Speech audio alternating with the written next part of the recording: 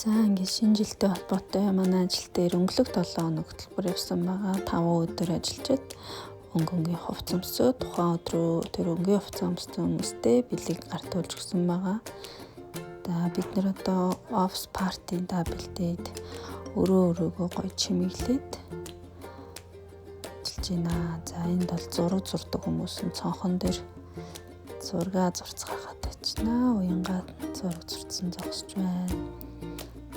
Би болохоор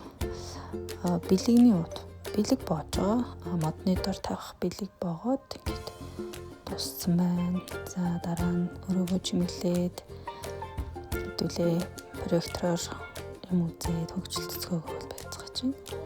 За дараа 7 хоногт болохоор монитор хөтөлбөр зохиогдож байгаа. За ингээд комиссороо өрөөр яваад хүмүүсээрээ суглагаа суглуулад тойроод явж байна.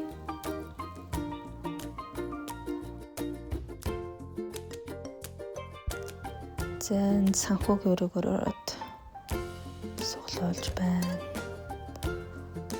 За санхүүгийн дараа төлөвлөлтийн хэлтсийнхнаар суглуулж байна.